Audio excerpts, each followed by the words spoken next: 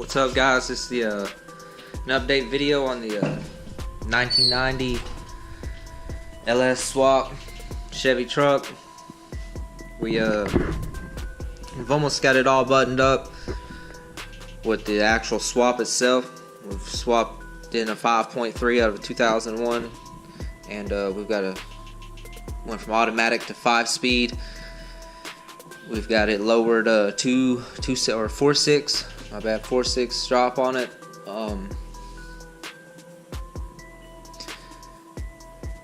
We've got all the wiring done for the most part, besides the electric fans. The electric fans are the only thing that's not wired up. We've got this cheap eBay intake on it, or whatever you want to call it.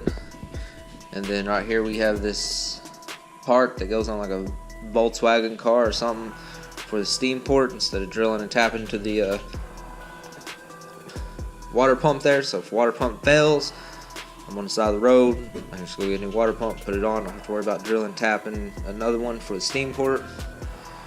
We went with Schoenfield long tube headers. I need to put the overfill tank back on it,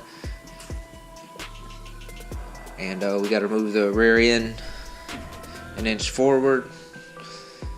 So we had some difficulty with the drive shaft being short, so we moved that back. But today we're going to finish buttoning up everything on it. I need to get the clutch bled. I like that. I like some hoses and just some zip ties stuff up. We're going to wire the fans up today. And when we swapped it over from 5-speed, from automatic to 5-speed, I don't know if you can see due to the GoPro's darkness and whatnot, but we still got the automatic brake pedal down there, so we're just gonna whack that off with the Sawzall.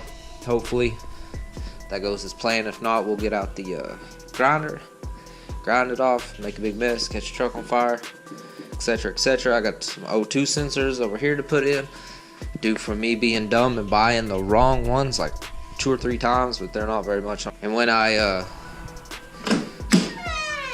where I put my brain at, or the ECU, PCN, whatever you want to call it, we're going to put it right in there. I've got that milled off to a LT1 swap to get it all tuned out and whatnot. Then we'll shove it back in there. It'll be hid. Perfect. I need to clean it up a little bit more in there. And then get this foiler and stuff out the back. We need to jack up the front too, get the grinder out, pull the front tires off. Since it's lowered 4 inches in the front, it rubs on the lower control arm with 15s, which I may not run these 15s forever, but they're gonna get ran for a little while, and they're rubbing really bad. So if all goes as planned, I should just be able to, whack that off. Might not look too factory. All right, we got our mark set. It's about right. We're gonna just fucking chop away on this motherfucker now. Hold your ears.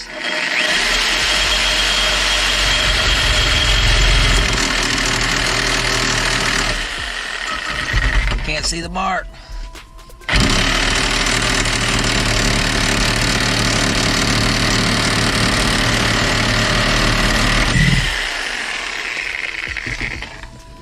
Oh yeah, custom.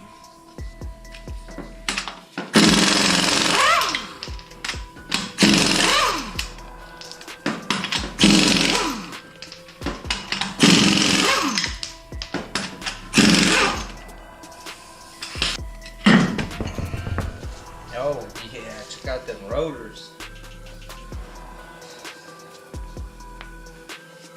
Know what I'm talking about here? It's right there. You see how it's rubbing there? I'm gonna have to take the old grinder out and fix that. Whack it. Just whack it off. Should be okay. Shouldn't fuck up too much of the whatever, the strength. I've seen it done. That don't mean nothing, but gotta do the front side and back side, looks like. So we'll get the grinder out and get after it, because sitting here talking about it ain't gonna get it done. We're gonna start on this side first. Wish me luck. No power.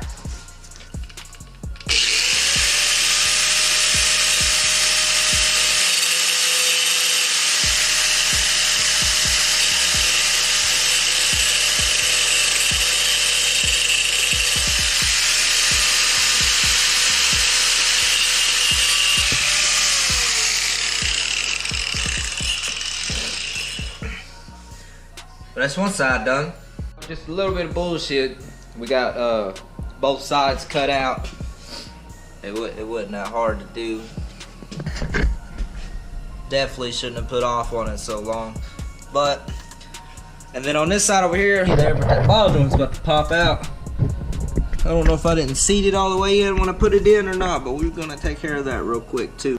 Well, I finished up the trimming on the A-arms and whatnot and started putting in the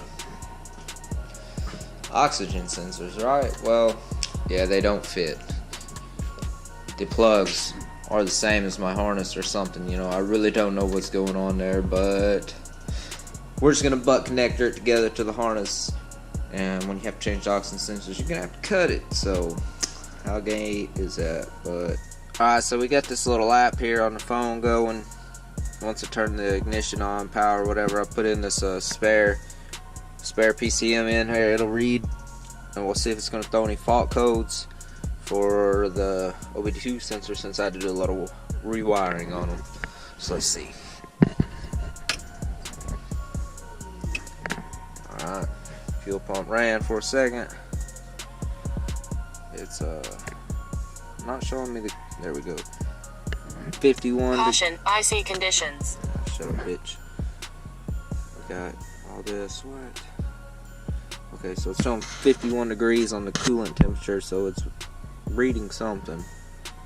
Alright, let's go back and check for the codes now. Fault. Scan.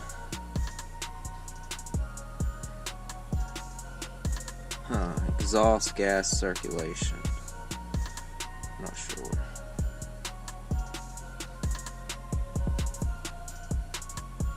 We're not getting no codes for it, which is good. So try to start it, see if it'll throw any codes. Probably. Sure it's out of gear. I know it ain't gonna start because that's not tuned, but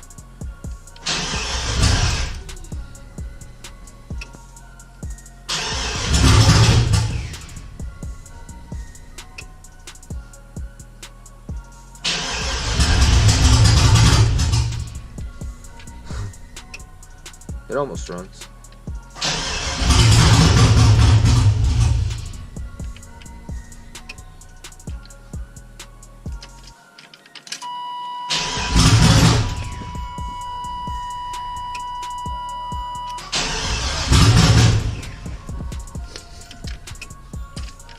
Alright.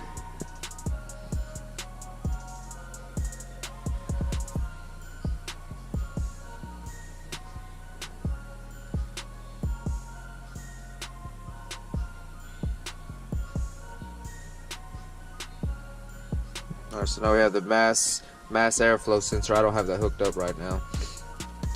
Still, we don't have none for the O2 sensors, which is good. So maybe it worked. I don't know. Well, I'm gonna leave it at that. Now that the O2 sensors are good, I got them good and wired.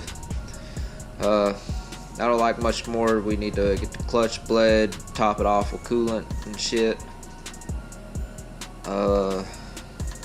All the wiring's done 100% besides the fans. That's gonna be nothing. The relay's right there with all the wires on it is ready to go. And yeah, I'm just waiting on that. My clutch though, it's not wanting to bleed. I'm leaning towards the master cylinder here. It's not no good, or the slave cylinder. The line's brand new, so it's not that. But it keeps getting it'll bleed and get air in it real quick. So I've dealt with it a bunch of times on these trucks. Just replace them. I think that's 20 bucks. Slave cylinders 20 bucks. This style. The other style's like 50 a piece for everything, but these are pretty cheap. And put the hood on it. I mean, it's almost there. It's almost ready to roll. Tag and insured. It ain't tag or insured, so I gotta get that done. But that's nothing either. So the next video y'all see is we're gonna be driving this thing, I hope, in another week or two, maybe. Yeah, maybe 3 weeks or a month from now, depending on when I upload this video. When I upload this video, it might be tomorrow when we drive it. I don't know. But I appreciate y'all watching. Like and subscribe if you want to see more. We have another truck that we're gonna do, and we have a 95. So if you like these 90s models trucks, then you're on the right channel.